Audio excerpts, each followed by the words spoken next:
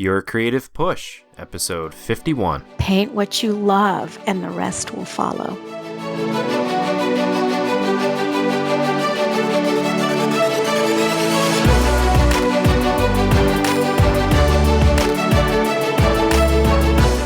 Welcome to Your Creative Push, the podcast that pushes you to pursue your creative passions. I'm your host, Youngman Brown, and my guest today is Carol Carter. Carol is a painter from St. Louis, Missouri, who works primarily in large-scale watercolors and acrylics. She has been featured in books by RotoVision Press and was voted Best St. Louis Artist by the Riverfront Times in September 2000. And in 2002, her work was chosen for the cover of New American Painting. Carol also shares her watercolor techniques in workshops throughout the year and throughout the country.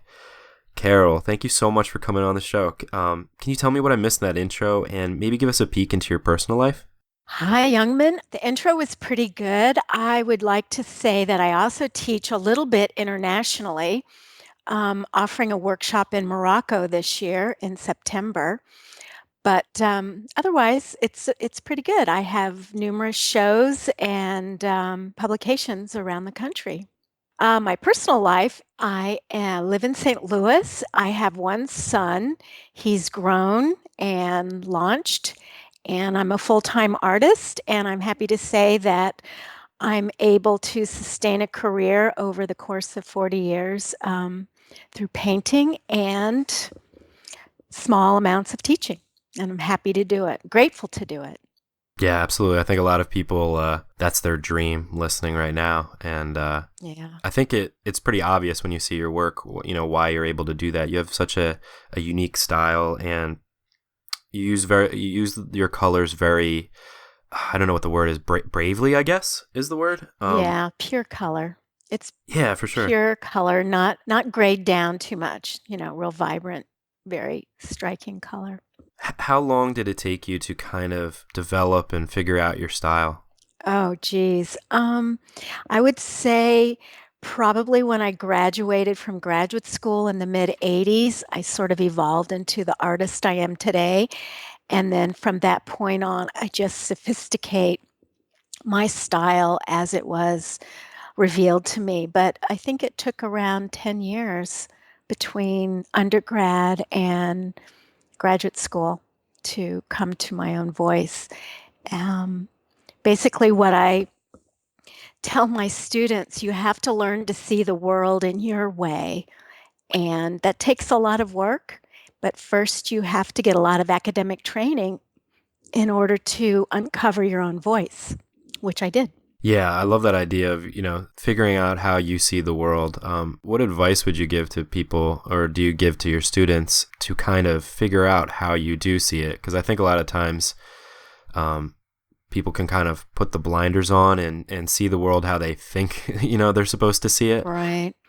I think it comes down to, I always ask myself, why are you painting what you're painting? And you have to paint what you love. And if you don't love it, then you can be sure that the person looking at it is not going to like it. In other words, you have to have some sort of connection to what you're painting.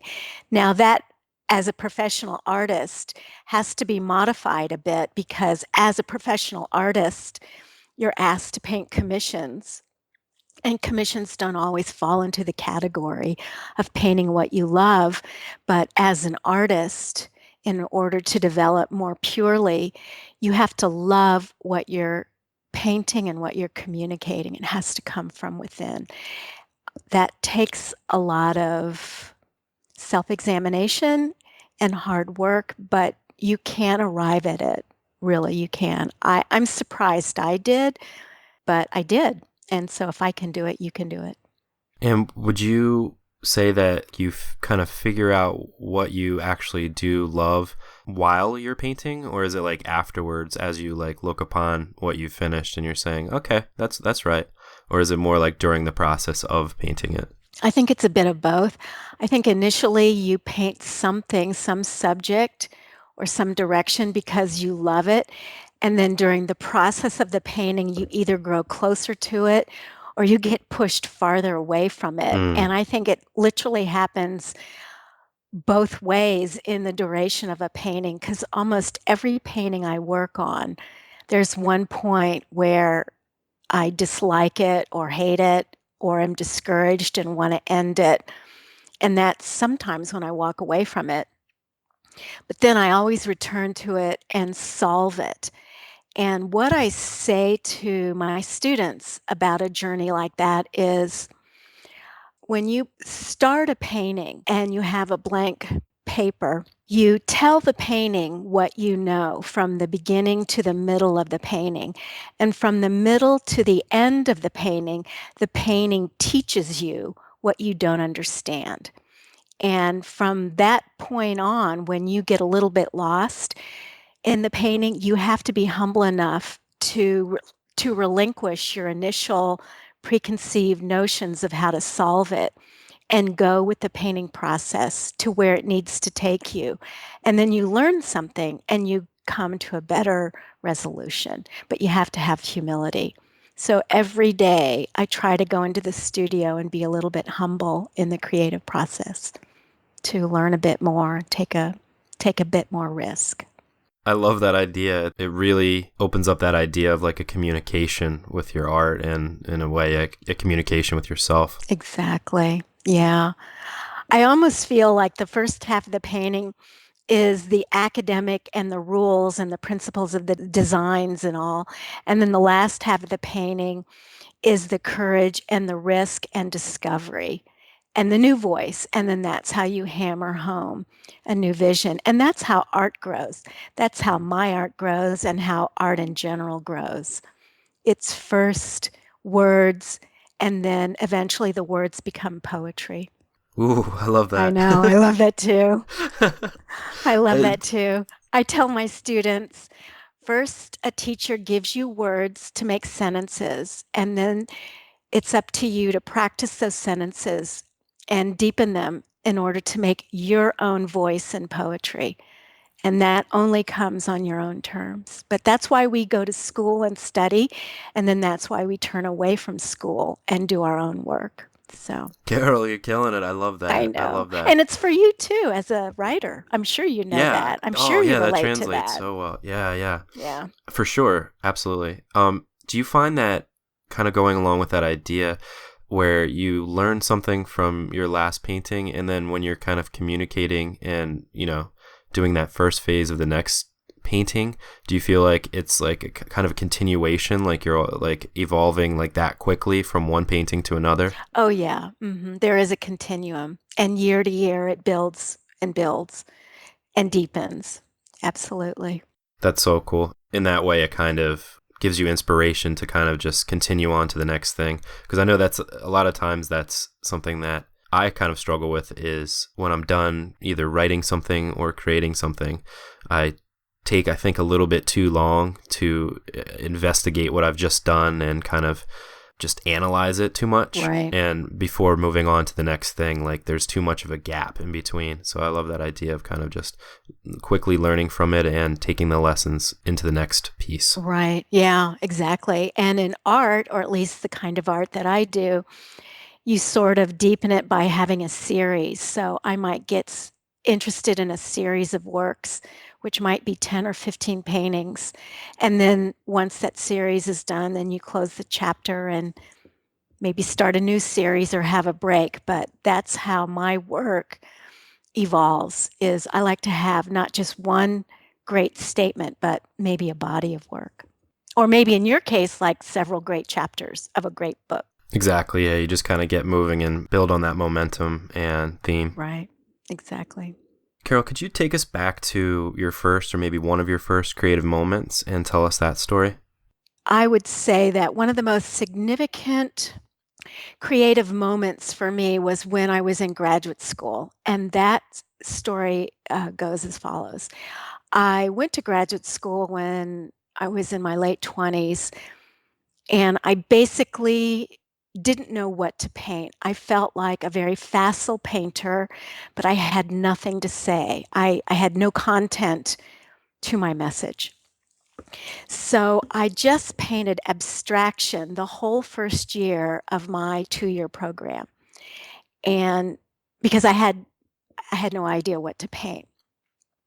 So every critique, the teachers were quite hard on me because the abstraction was, airheady, just frivolous.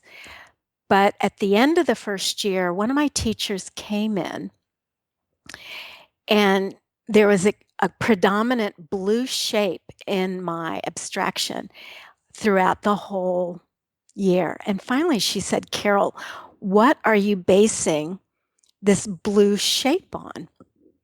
What in nature is causing this?" And I said, I grew up in Florida, so the swimming pool is my strongest, beautiful shape that I just am nostalgic for. I love the swimming pool. It's like a giant invitation for me. It's mesmerizing whenever I see one. And I guess I feel at home in and around a pool. And I said, I keep putting that blue shape in all of my paintings. And the teacher turned to me and she said, "Why don't you paint the pool?" And I was like, "Paint the pool?" She goes, "Yeah, paint the pool." And that simple conversation launched me into the artist I am today, because at that point, I broke free from painting just abstraction and feeling lost in terms of content. And I went back to the roots of what made me happy growing up and my childhood and my visual experiences. And I began painting the swimming pool and different tropical recollections of Florida and warm, happy times. And I became not an abstract artist, but a narrative, figurative artist where I'm representational in all my work. So that moment in time was very foundational for me. And I love to share it because, like I said, I didn't set out to be a figurative painter. I just set out to grow as a deeper artist. I could have gone anyway, but that one conversation changed the course of my work for the better. And now I love it. And now I love what I do. And I'm never at a loss for what to paint. And I always draw on, like I said earlier, paint what you love and the rest will follow. That's what I've done. I love it. And what do you think it was that kind of blocked you from realizing that you could paint the swimming pool, as it were? Prior to that, Yeah. I think it was probably just I was so young. I guess I at the time I felt like I needed more rules before I could paint something that mattered to me. I needed more accolades. I needed more training. And in reality, you don't. You can start being the artist you are at any moment. And that's what I try to tell my students to free them up. You don't have to have X amount of training. You just have to start locking into who you are as a person and what you love and what you care about and go from there. You also need training. I'm not dismissing it, but you have to keep it sort of in perspective. So I give them all the power to begin being the artists they are. I had the ability to paint that swimming pool my whole first year of graduate school, but I just was ignorant of it. I was oblivious to it. I wasn't mature enough to see it. I hear you. And for anybody listening, I think now's a good time. Carol just gave you permission to be the artist that you want to be. If something resonated in that story to you, where you're like, oh, I guess I could do that. Just as soon as this podcast is over, or even right now, just hit pause and listen later and just start being the artist that you know that you can be or that you want to be. Absolutely. Totally agree. Now, besides that, what are some things that maybe initially held you back, Carol, and maybe still do, like kind of on a daily basis from doing your art? Sometimes I think courage holds me back. I don't like to think of the word fear because I'm not ever afraid, but sometimes just being brave in the studio and being able to take those risks that you need to take in order to push the painting farther and deeper than you normally would. So those are the kinds of things that hold me back on a daily basis. And sometimes just life's problems and life's concerns can get in the way. But what I try to do is put those life concerns to one side and have studio time and devote consecrated time that way, and then go back to life's problems. So those are the things that hold me back. Yeah, and to use the art to kind of as a form of therapy to get away from those, life problems. Yeah, exactly. I read once that sometimes when an artist can't control things in their real life, they go to the studio and they can kind of control things in their imaginary world, and it gives them a better sense of balance. I realize that happens for me. Art sometimes is very therapeutic. Absolutely. It can be like a friend or a therapist. Exactly. Just the act of painting sometimes, the physical moving of the paint is very calming. So, Yeah, that I like that idea of you can be in control of it. It's great. yeah, exactly. Well, let's get happy. Can you take us maybe to your best or most triumphant creative moment? Okay, that's an easy one. When my son was born 30 years ago, I decided that I wanted to do a painting that took a couple of decades to complete. Not a painting, but a work of art. So I decided to paint him every year, every consecutive year of his life until he turned 21. And so starting with when he was 3 days old, I did a portrait of him. And then every year around his birthday, I did another painting. And the goal of this assignment for myself was to execute a painting that best described Evan when he was that particular age, not just how he looked, but maybe what was the most important aspect of that year of his life. And it's been such a joy to complete. And then when he turned 21, I decided that perhaps I needed to deepen it a bit and let it go till he was 30. But along the way, I decided that really what I'm going to try to do is raise the bar for myself and paint him every year for as long as I live, and then present him with this portfolio of works.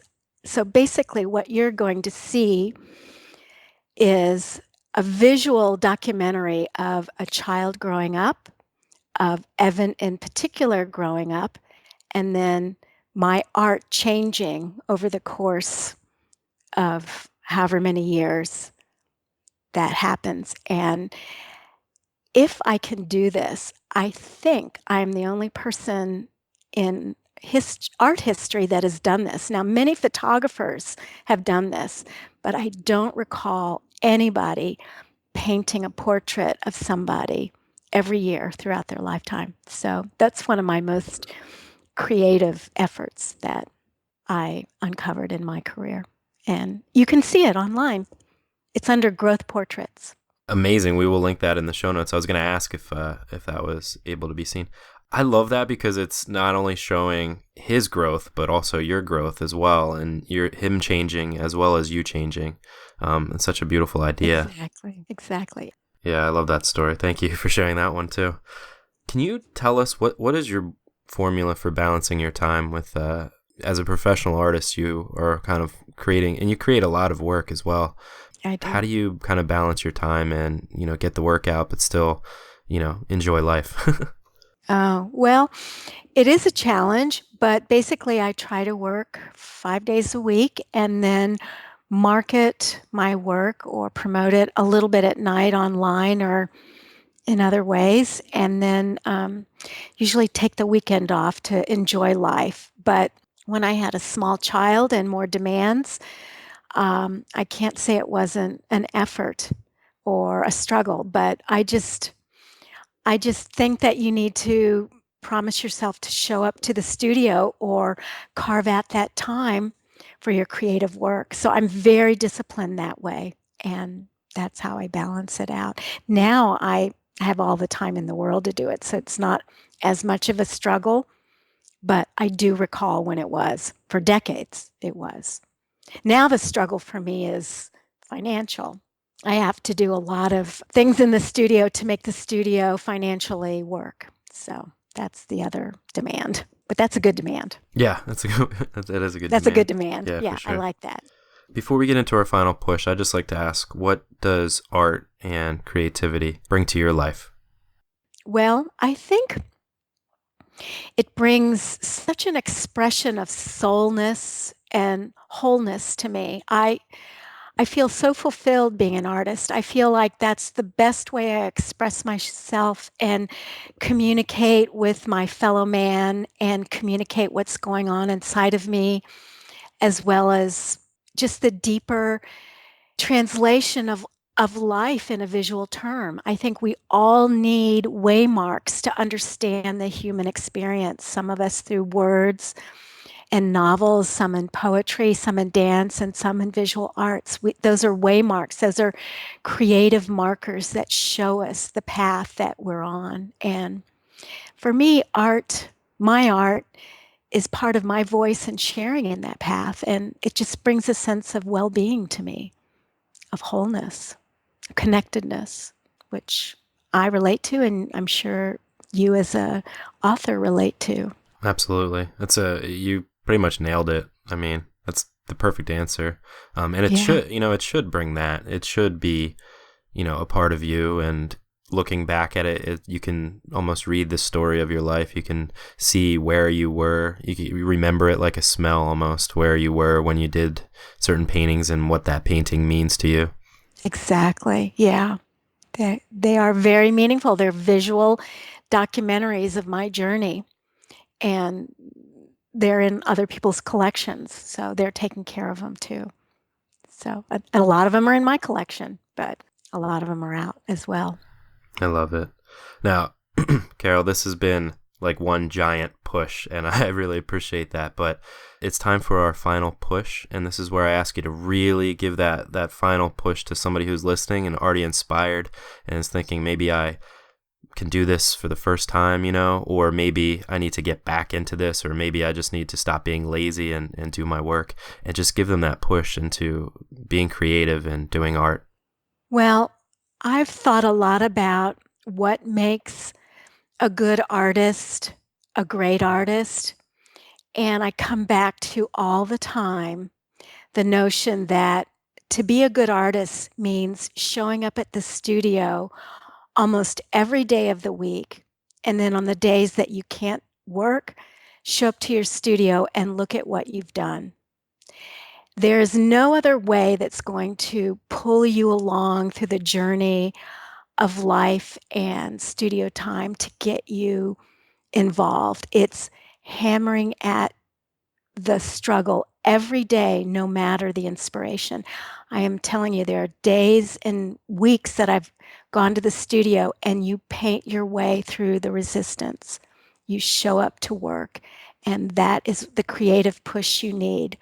You don't need a bolt of lightning. You don't need more education. You don't need anybody's permission. You don't need a deadline or a show, but you do need time to develop your skill. And it's as simple as that. And I did talk to somebody who was a professional musician once, and he said every day he's a symphony um, principal French horn player, but he said every day everybody in the symphony does their scales. And even when they go on vacation, they take their instrument and practice their scales so that they can soar during the concert. And I think that that is what makes a great artist, is going to work every day and practicing your craft so that you can soar as the artist, which is the voice inside of you. Mm. That's what I would say. Every day, go to work. One more set of chills from this interview. I love Oh, it. great. Well, I'm sure you know all about that. Yeah. I'm sure you show up to work every day. Yeah, I try. Yeah, good for you. Good days and bad. Absolutely. Carol, Super. thank you so much for coming on the show today and for giving us that push. Great. Thank you. Glad to be here. And you can find Carol on her website, which is carol-carter.com, or you can check her out on Facebook or Instagram. All those links will be posted in our show notes page at yourcreativepush.com/. Carol Carter. Carol, thank you so much again for coming on. Thank you so much for having me. I look forward to it. Wow, wow, wow. Just such a beautiful interview with Carol. Basically, everything she said gave me chills. Just the perfect kind of compliment for if you're doing art right now, or if you're about to do art. I don't think there's anything I can actually say to make you more inspired than you probably are right now. So I won't. I just want to remind you, though, that if you are struggling to, find your own voice, don't wait for accolades. Don't wait for certain education. Don't wait for anybody's permission to find your own voice, find your own style, find your own words, whatever it is. Just start doing it, and the only thing that will get you through it, to find your voice, to find your style, is putting in the time and figuring it out yourself. And as Carol said, you tell the canvas what you know, and then it will tell you what it knows. And I love that thought. So consider that as you're starting to do your project, to do your art, to do your writing, whatever it is. Start by saying what you believe, and then be humble enough to listen to what it wants you to learn. But I've already said more than I wanted to, so I want you to get to work. But on tomorrow's show, we have Kelly Klemenko. The worst that there is when you're underappreciated or people don't see the quality in what you're doing. And I think that's where the resistance builds, when people are telling you that you can't do it or you're not going to be successful, that kind of thing. But for me, that changed my mind to, oh, you're telling me I can't do that? So, well, I'm going to definitely do that now. Because I'm optimistic to a fault. And it's not about like the glass being half empty or half full. That's not important to me because I'm the one holding the bottomless pitcher in my hand, So I can do anything as far as I'm concerned. It's just a matter of whether I have the time or want to try it, and if there's that drive. Kelly is one of those guys that does a bit of everything, but currently he is taking awesome photographs where he lives in Sedona, Arizona. And looking at his work made me just completely inspired to go to Sedona. I really, really want to go visit him or at least visit Sedona and check it out. But he does not only cool stuff with photography in general, but he teaches an iPhoneography course. So he's really into how great your camera phone is. And he has courses that he teaches to teach you how to better utilize your camera phone and treat it like an art. But a really cool guy, really inspirational dude. And he will be waiting for you tomorrow to give you that push if you need it again. But hopefully today, Carol was able to inspire you enough to go and get your work done. Hopefully you are gearing up to do so right now. So turn those phones off and get to work. Put the time in and develop your style. Thank you so much for listening. I love you so much. Go and get your work done, and I will see you tomorrow. Have a great day.